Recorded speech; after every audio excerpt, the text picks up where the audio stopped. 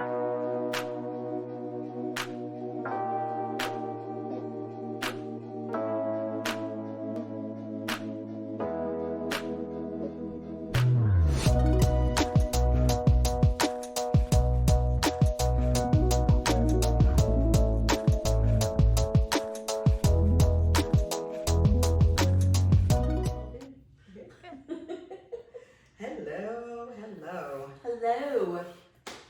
So we're here. We're here. How are you feeling today? Time change. That's Yeah, how I'm feeling. I'm telling you.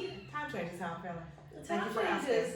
It's hard. I mean, I know this will probably be going out later, than this week. But yeah, but for this week, we just sprang forward a few days ago, and the struggle. I think I limped forward, and the struggle. Yeah, the struggle. I don't even think I lived for it. I think I was jerked across that. Like, no, you are changing times. And I'm like, but I don't wanna. Yeah. I don't want it. It's been really hard to get up and be on time this week. Yep. I feel that. Really hard. And it's weird. I feel fine, but just tired. I mean, just kind of a little tired. Yeah. So, but what I am appreciating is that the evenings feel longer now. Yes. So when I get home, it's not quite, it's still light outside and I can do things and, me, I like to be on the garden and that's going to be happening soon. So Yes. I'm pretty stoked about it. Well, you should be. That's good. Seasons change, things do change. Grow the things. We are here, my gosh. Yes. A year. It's been a year.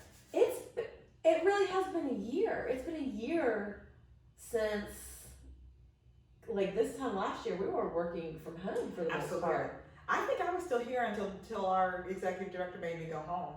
Yeah. Because I didn't want to be home. I was moving. Yeah, that's right. I was in the process of moving. Right.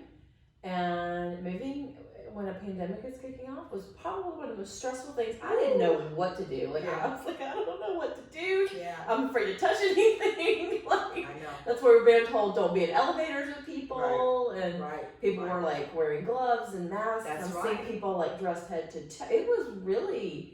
Yeah. But we did it. Yeah. We did it. We're just about, I'm feeling optimistic. We're just about out of it. But sometimes that's a really good point. I love the segue because we're kind of talking today about kind of a couple of things, but like kind of how when you're in something, sometimes you're not even aware of how, you're aware, but you're not aware of how difficult it is. And sometimes you have to step back and get some perspective. Yeah. So I think that's a good segue. I just kind of made that up, but I appreciate that. I love it. I thought it was great. I went right there with you. I was like, yes, bring me with you. Come to the world. I'm here for it. I'm here for it. Well, I mean, I think like when we work with survivors and we know that they are, whatever stage they're in, sometimes it can be very difficult for them to get perspective, and sometimes it's helpful to say, well, look at how far you've come in this amount of time or this amount of time. Well, when we're doing social justice work, I think the same thing happens. You're in the middle of the struggle, and it can be really, really, really hard, and sometimes you have to look back. And so that kind of assessment piece of kind of where are you can be very, I think, I just think it's important. And so I was thinking, and you and I were kind of chatting, what happens when, you're doing the work and we're doing this, and then somebody calls you on your stuff. Oh. Yeah, we're grown ups. You drink tea. Not tea. That's a lot of thank you. But we're doing the things, and also, when we get to be adults, it's like, could we just not have to learn anything else? And I think we sometimes feel a little guilty when we have that thought cross our mind. I just don't wanna. But it is critical. But I think it's also very hard and makes us feel very vulnerable when we get called out. So I just thought maybe that would be a good thing to talk about. Yeah, today. I love it. Yeah. So what does getting called out mean? Let's kind of lay some groundwork. That's good. For folks. Like, what does it mean to be called out? Well, I was thinking, I'm really not a fan of the culture, the cancel culture. I'm really, I get it, but I'm trying really hard to stay away from that philosophy. Sure. I don't agree that everybody needs to be called in. because some people don't want to be in, and I don't want them in. But it's safe. Yeah. For people to be called, certain people to be called in. Yeah, no, and they don't want to really be in, so they're wasting my air. Right. I feel like I don't know how many days I have left, but I need to breathe on every last one of them. Right. So you're taking my oxygen. I need you to go away. Do not take her oxygen. No. Yeah, go be somewhere else. Tell them to my son, because he can't say stuff. I said I do. Go be somewhere else. But I think when you get called out, it's like if you do something that wasn't cool. The softest way to say it is you do something that wasn't cool, wasn't okay, and a person, I want to say someone who cares about you, but sometimes it's not somebody who cares about you, kind of says, kind of pulls your coattail. It's like, no ma'am. And that is so, I mean, I could feel that. I mean, it's just so painful. I mean, when a significant other does it, it's painful. If a parent does it, it's painful. If a child does it, it's painful. And I think because we don't like having somebody go, not your best work, it's very difficult for us to do this even in social justice work. It's like, what do you mean? I'm doing all the things. But I think that's critical, again, for growth. Somebody sometimes has to say, no ma'am, that wasn't okay, no sir. Yeah. So that's what I mean by calling out. Like, you did something and we're eliminating it, we're bringing attention to it. That's why I don't like the cancel culture, because you can do that in a way that still protects someone's integrity, especially if it was an error and not an outright egregious act. I want somewhere to hide my face if I have made a mistake and I didn't mean to. Yeah. So that's what I mean by getting called out. And then if you get called out, we can talk about that, a little bit, how that feels, and then we do about it. Yeah. Because I think a lot of people, when being called out, think they're being attacked. Right. They're being bullied. Right. They're being brutalized. Right. They're experiencing violence. Why are you attacking me? Yeah. Why are you yelling at me? Yeah. Why are you attacking me? Yeah. I'm not racist. Yeah. Like, why? Or this is what I voted for Obama. Yeah. God bless you. Yes. But I voted for Obama. I know. I'm not racist. Clearly. Okay. Clearly. Cool. All right. So and let's that's start it. there. That's all I have to do. That's all I have to do. Yeah. So I mean, it is.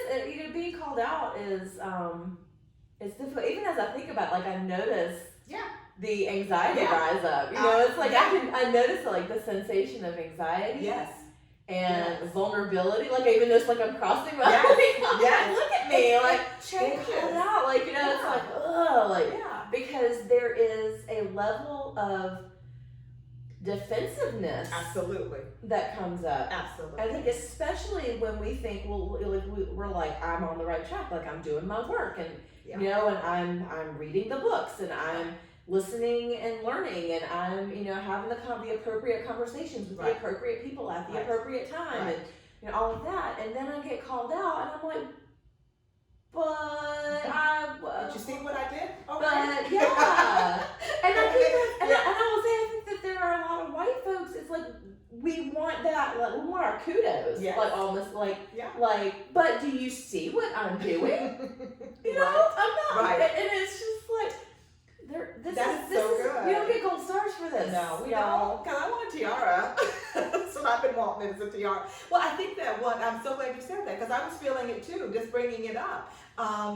Because there are so many different places that people can feel it's necessary to call us out. That's why I was careful to say they're not always people who have your best interests at heart. They just want to say you're not woke enough, or you're not this enough, or you're not that enough. And can we do it in a way that honors someone's dignity and integrity? I think that's a better way to learn. I think that's a better way, because I think we've all been called out for something and you felt defensive and you wanted to hide a little bit. Can I have a minute? Let me breathe.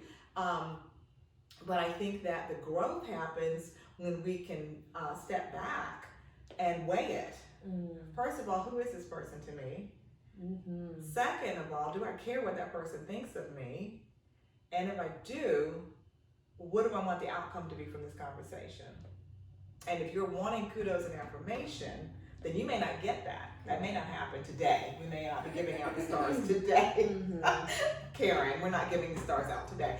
But sugar pie.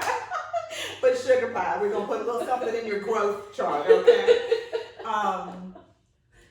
Yeah, because I've been called out doing this work, and you, what do you mean? 25 years of being on stages and talking about this stuff, and somebody wants to call me out. I'm thinking, well, yeah, me too, right? So, what do I need from that person? What do I need from the experience? Those are hard to wrap your mind around in the middle of the flush that starts up here and goes to, and Black people do blush, by the way.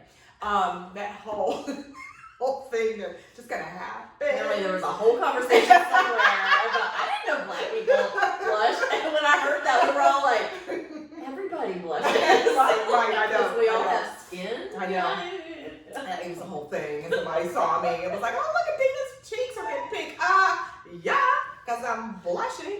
But yeah, that flushing happens, and then I want to be somewhere else, not here, and all that happens. But if we keep doing that, I love what you said about the defensiveness and all, because you feel attacked, but that's not real. Yeah. That's not real. And we must get past the knee-jerk reaction of emotion driving the train.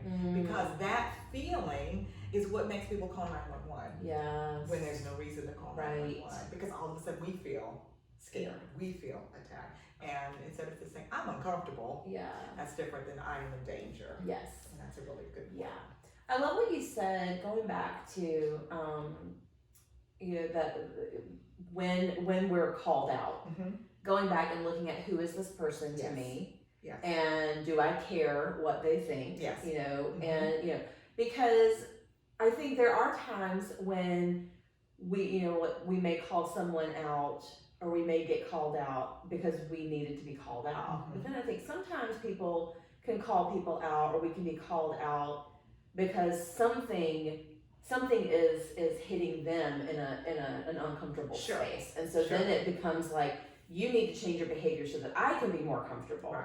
And so I think when we talk about calling out, being very clear about what that really means, and recognizing the importance of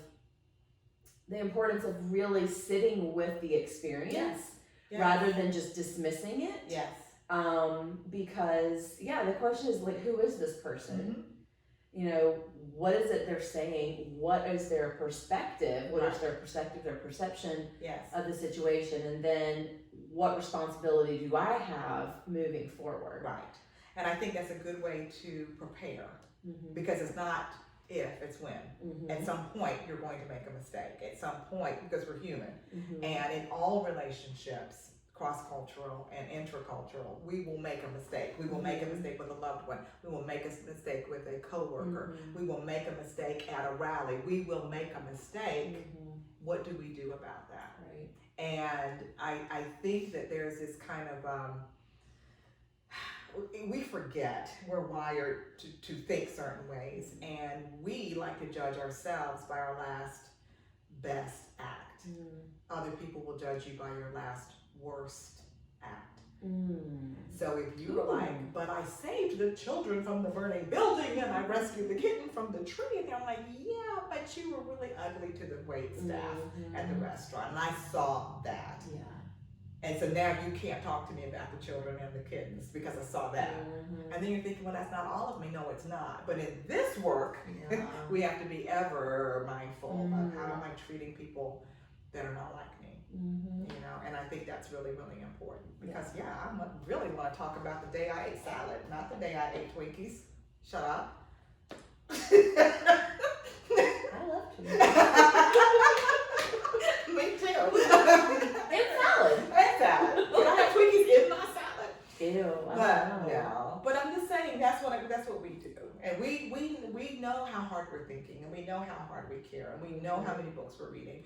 And you're right, we kind of want something for that. Right. And the person's not necessarily seeing all that work. Yeah.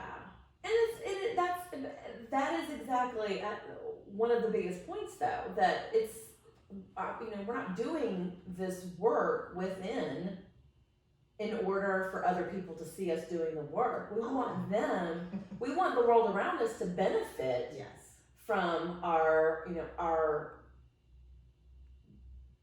like awareness, development, self-awareness, and that kind of thing. Not give us credit for it, but to benefit. Not, in the sense that if I am a better ally, if I'm a better advocate, if I'm a better human being, then I'm not walking around with, expecting everybody to go, oh, Laura is such a great human being. She's I don't need you to tell me I'm an ally in order to do my work and do what is right. And vice versa. And I think that's the piece of it is, people are getting called out, I think, for a lot of the performative activism and the performative allyship and the, because we're done. We're done with, and I would say we as a society, I think we're getting really done with being placated. We're getting really done. We are done with hollow promises and the beautifully marketed,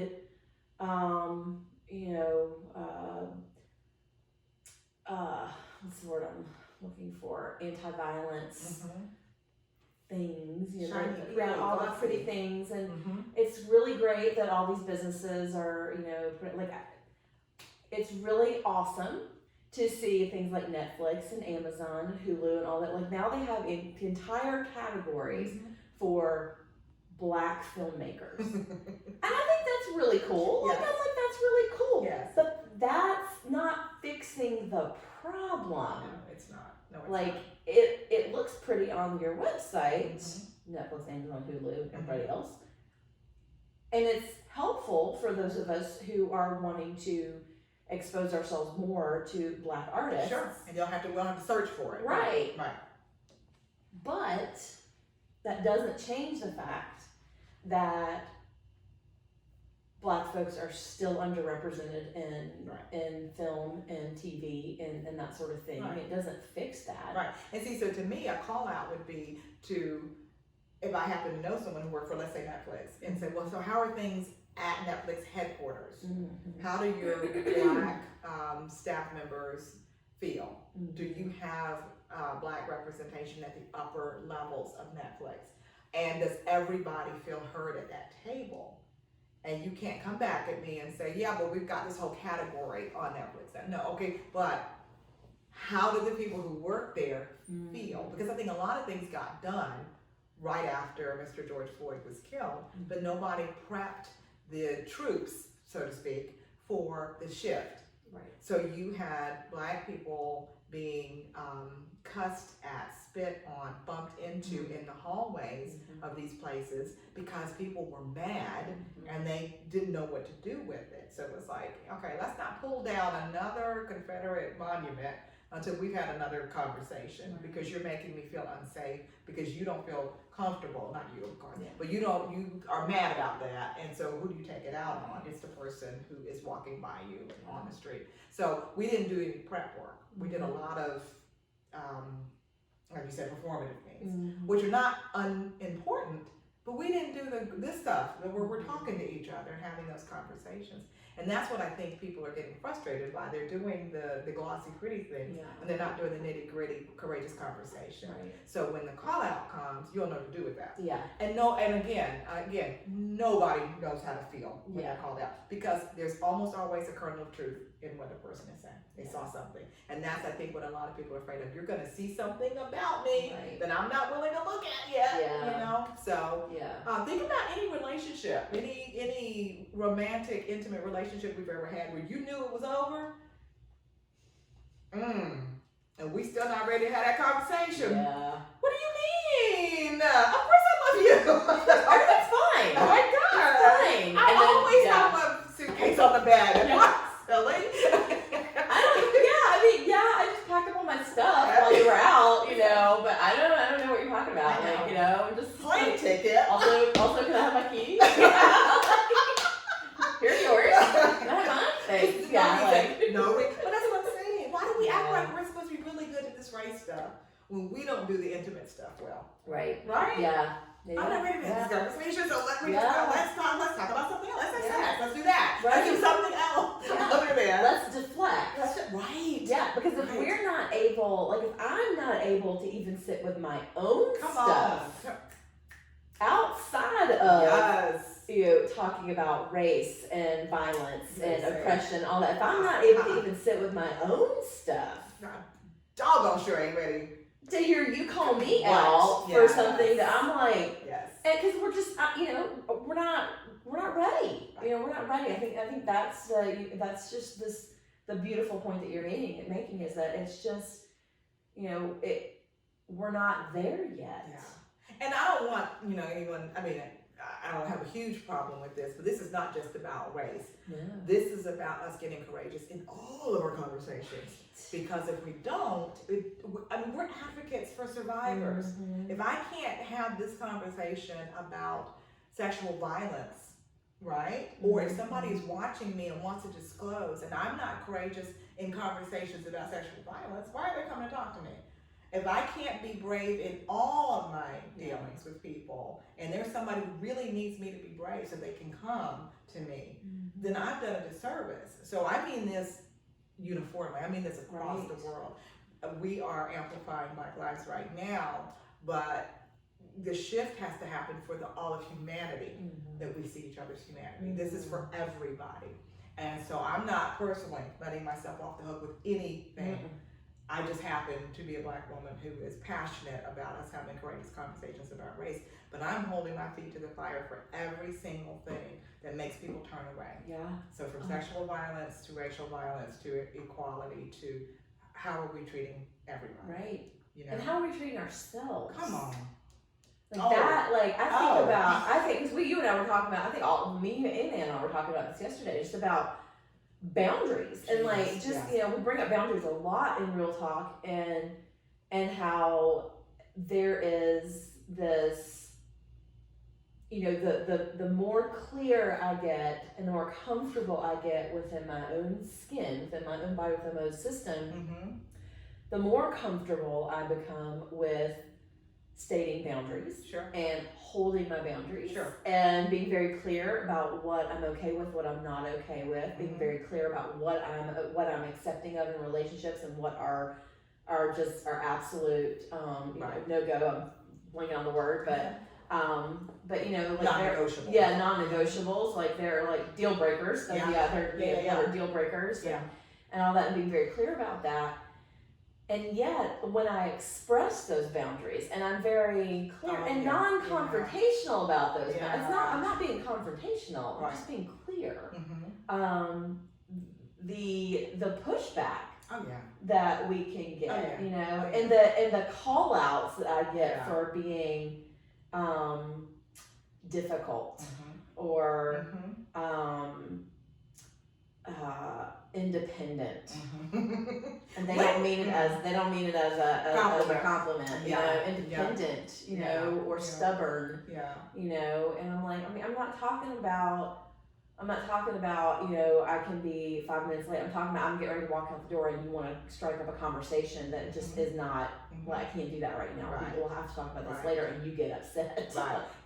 And that sounds nuts to us, right? Yeah. But even that's beautiful, because it's one of the things that you bring to this conversation, you bring to this workplace is being aware enough of, one, at some point maybe you weren't like that, and so people are like, well, what happened? You know, like 10 years ago I decided not to do that anymore.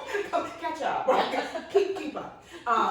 But that's the same. That's exactly the kind of skill I would want to see reflected everywhere. I'm setting some boundaries, and I'm not always comfortable that you're uncomfortable, but I'm not willing to go backwards to make you comfortable. That is huge. That's huge, because to me that works. That works with you personally, but it also works with you in the work you do, the work we do collectively, but also with your own personal work. Because that makes sense to me. I have to change. I'm shifting, and people probably should have gotten the memo, but it's just not convenient for you to have the memo. Because think about it. If you decided people can't have conversations about, I don't know, intolerance, for lack of a better phrase, that they can no longer do. Maybe they never could, but let's say for sure you're not going to let it happen now. If you're not comfortable with their discomfort, you're not going to be able to stand in that space. Yeah. Yeah. And it takes practice to get comfortable with sitting with other people's discomfort. Yeah. You know, I mean, that's, you know, that's really where, when we're training our volunteers, like, that's really pretty much where we start and stay. You know, like, Abby's back there shaking her head, like, she's snapping, our camera we start person, and stay there because, you know, there's so many times when we come into this work and we think our job is to rescue the people who come to SARA and come into, you know, the people who are surviving violence and victimization, and my job is, I can't save people. Like, I'm not here to save anybody. I'm here to hold space for them. I'm here to support them, and sometimes that means sitting with them in their discomfort and recognizing where my discomfort begins and theirs ends. Good, that's so good.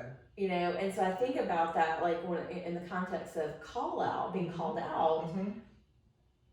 Being called out is, you know, when I notice, like, if I'm being called out and I notice that I'm feeling defensive, it's okay that I feel the sensation of defensiveness. Sure. It's okay to feel the sensations of anxiety. Sure. It's okay to feel the feelings. We can't control that. Like, it comes up and it's just there. That's but that's where we have the responsibility of, rather than deflecting it, because we want to get rid of it, it's uncomfortable, I don't want to feel this way. You know, no, that's your problem, not mine. You know, rather than deflecting it, to really sit with it and go, okay, wow, this person's really upset with me because I did this.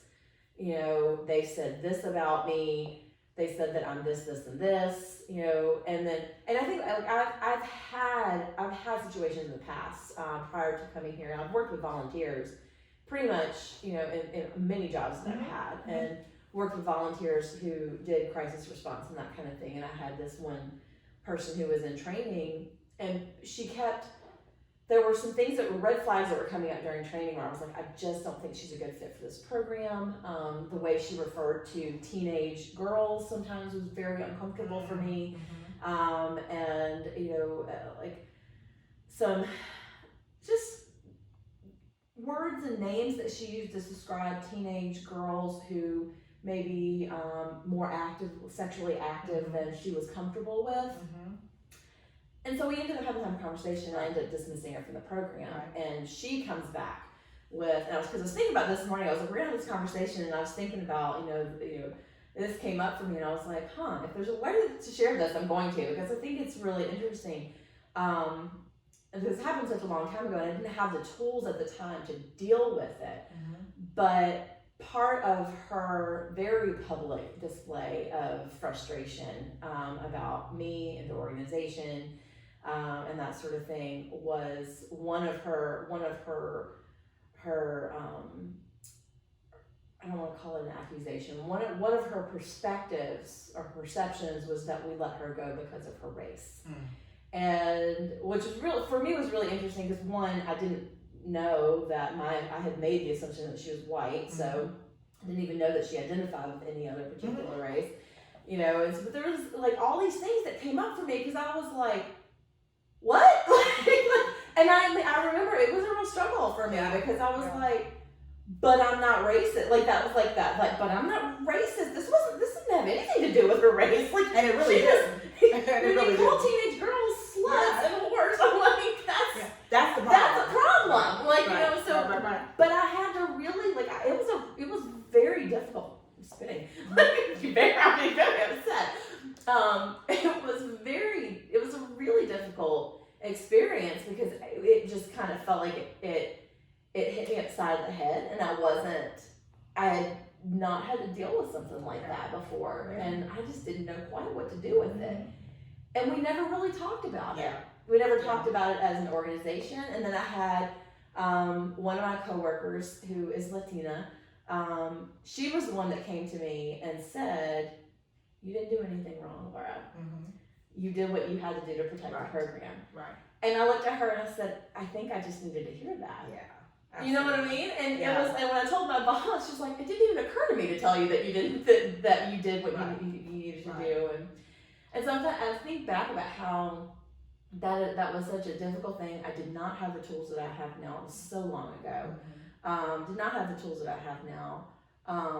But I remember just really, because I'm one who internalizes feedback. Sure. And I remember racking my brain and like really struggling with just with that whole situation. So, I think in the context of this conversation, she was angry, she was upset, she may have also been embarrassed or hurt.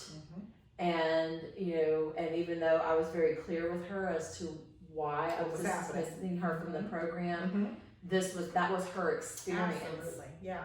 And she gets to have her experience, and I'm not going to take that away from her. That's how she felt, and I think that the thing for me, what I learned from that is that I could have very well gone after her and started going, I did not, like, this is what really happened, and I could have made a whole public display of it. Instead, I just allowed her to have her experience, and I dealt with my own stuff, and well, see, and I think that's good. And if you unpack that a little bit, because you said a lot, it was a very rich and very powerful experience. I think that was a good learning experience for the organization as well, because that will happen. That would have happened again, and for you to have, let's really talk about this as staff that, because it would have maybe brought up. Like for you could say, I adamantly can say, I did not even think about her race. That is done. That's final. This is what she did. This is what I did. But see, when you look at it from the perspective of a person of color, other things have happened to make her think that she had been othered. She assumed you were othering her as well. And that is something that all agencies need to stop and look at, because you may not be doing anything about the other person's other experiences, but you can make sure that in this place, there will be no tolerance of that. And that's a good, why not? Why not go through that as an agency? Let's unpack that a little bit. But what I love is that that's the difference between having a closed heart and an open heart. Closed heart says, it's absolutely not me, it's gotta be you, I'm done with this conversation. Open heart is, let me at least examine. Nope, I did my work around that, so yeah, we're good. I didn't do that. I don't have to own that, but I'm sure sorry that you're feeling the way you're feeling. Yeah, but I think, like you said, if you get defensive with a closed heart, then it's like there's no more room for conversation. And I think that's what's happening too much, and that's when I think we get canceled. Because neither side is willing to say, well, where can we see each other? And there isn't necessarily a wrong way to look at this. So I love that you said she could have her experience. The sad thing for me is that there was nowhere for her to put that except to spew it on you. So somebody in her life should have mentored her through being a person of color. And these things may happen. That's not necessarily what Laura was doing to you. And who does that? We're busy just trying to live our lives, right? So one of the things too, to bring it back, is what's like the worst thing you can be called. And I think for white people, the worst thing you can be called is a racist. And so that is such a heavy, I know, I did that on purpose. What? That is the thing. I am not. And so I have confronted people with that word. Why do you do jazz hands? Why do you say I'm not a racist? And I'm like, so what? Somebody called you a racist. Well, I'm not. But if I called you a duck, you wouldn't be able to say, I'm not a duck. You wouldn't be laughing at me. But if I say, you're a duck, I know you're a duck, then, we know. Now, what does racist mean? And I had, I may have mentioned this before, but I had a woman start blinking back tears. And I'm like, what is this? Talk to me. Because I was pushing her on purpose. And she said, if I'm a racist, then I'm just as bad as the man who knelt on George Floyd's neck. I could not speak nor breathe for at least 30 seconds behind that, because that's not what I expected her to say. That was so resonant with her. That was so top of mind, so on her skin, that is what she thinks of when she thinks of racist. So if you are called a racist and that's the first thing that comes to your mind, of course you're pushing back. Of course you're doing jazz hands. Because most people, even racists, won't say that. Right. But if you say, no, we've benefited from racist policies and racist structures, then you have to go, oh yeah. Oh gosh. So with a little R, not a big R. Right. And I love then, that. Yeah. I like that a lot. Because racist writ large with great big spray painted letters, that is neon arrows. come on. Oh yeah. No, but if it's how many of us have benefited from this? Take it down a notch.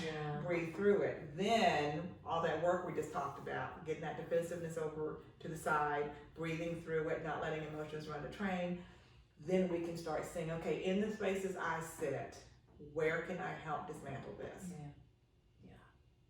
That's all we're asking. Right. That's all we're asking. We're not asking for and I think what people get so mad about and they're so angry with Black people is that they are concerned that we might be just as bad as those racist white people are, and that we will seek revenge. I don't know any Black people who are seeking revenge. We're seeking, and this makes me tear up, just seeking equity. That's all I'm asking for, the right to be here. I helped build the country, let me live in it. And so that is why we have to bring the pressure down a little bit.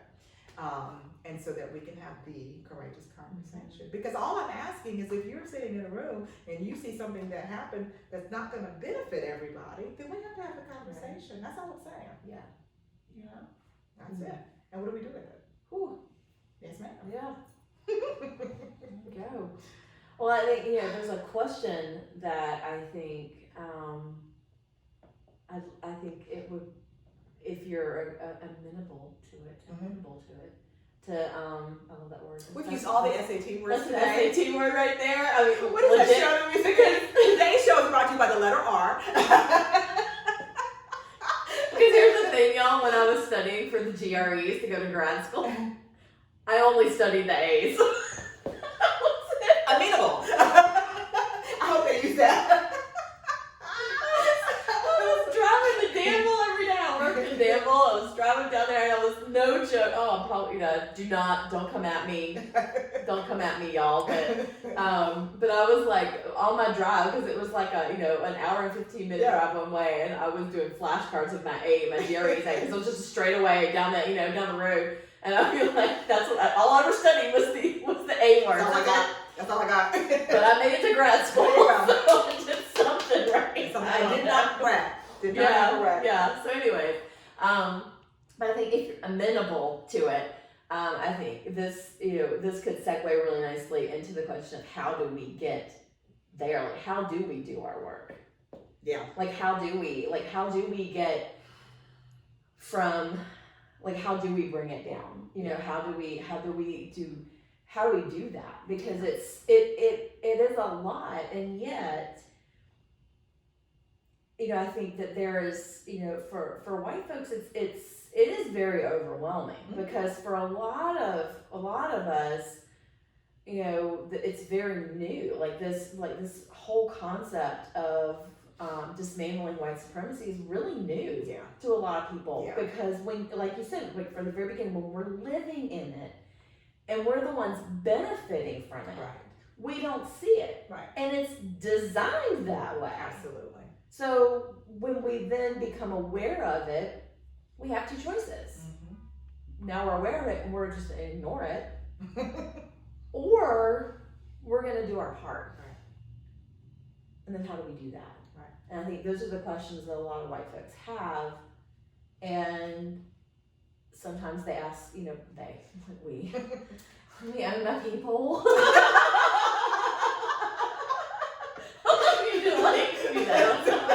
You're white. I have white friends call me and go, "Why women get on my nerves?" I'm like, "Baby, you're white." I had a friend call. I have a full-on rant. I couldn't get a word in, and then I was laughing. She goes, "Why are you laughing?" I said, "'Cause you're white." Oh, yeah. They got on your nerves. Well, that's an awesome question, and I would love to explore some of that at another time because it's a lot for me, and I have to also, in keeping with taking care of ourselves, know when I can, when I can, when I can't. And I love it. I mean, I love doing this, but I'm still doing my own research, and so I would love to come back and revisit that from what I've seen that works and what I've seen that doesn't work, and my evolving into this I've been a budding peacemaker, bridge builder my whole life, and so let's do that one day. Let's talk about it, because I think that's helpful. Right. I really do. Well, because it's very much it's heart work. Yeah. And we've talked about that in here before. Yeah. It is heart work. Yeah. And heart work is hard work. Yes, ma'am. It is. Yeah. Yeah. But we're up to it. We can We do it. are, We have a lot of optimism. I think we can do it. Yeah. I think we want to be better. Yeah. And I think that once we tell the truth about how hard it is, there are a lot of people who want the challenge and are accepting it. So that's what keeps me doing the work. Yes, ma'am. Oh. Well, that was great. Thank you. You're welcome. Thank you for holding space for that conversation. That was a good one. And we're gonna be like on for 30 minutes, and then I we're gonna eat some lunch, girl. Now I was like, girl, we had a whole thing. What time is it? Well, it's funny. We're like, I don't even know if we can cover a whole 30 minutes. And I was just like, I think we can. I have faith in us. Like, we can get pretty chatty. So yeah. Well, let's give a shout out to RBG real quick before we wrap it up. So. Oh my gosh, yeah. So Roanoke Valley Gives. So thank you all so much. We had such an awesome Roanoke Valley Gives campaign this year. We finally, for the first, this is their 6th year. Roanoke Valley Gives started 6 years ago. Okay. We participated every year since. We have set a goal of $5,000 every year, and we finally, for the first year ever, met that goal. Thank you, guys. And thank you all so much. And I want to give a big old shout out to our wonderful volunteer intern Abby, because she worked so hard to encourage people in her world and in social media and doing all those things to help us get there. So thank you all so much for that. And do you want to do a quick plug for Raise the Vibration? Oh, yes, guys, go online, bdayroanoke.com. We are doing, it's this year's version of the Vagina Monologues, but it's called Raise the Vibration. These are all original works done by people from all over, all written by women. Very powerful pieces, some funny pieces, some powerful pieces. Yours truly is one of the writers, and also enacting in it. And it's just an amazing piece, and Sarah will be the recipient of all of the money that's raised for Raise the Vibration. Of course, we have to give some back to the mother organization, but the more tickets we sell, the more money we can use right here in the Roanoke Valley. Yes, so we want you to take advantage of that and watch it. It's on live now. It went on live yesterday. Cool. Yeah. All right. Well, I think that does it. I think it does it. Yeah. All right, guys. Thanks. Till next time. Don't forget, we're talking about what you're thinking about.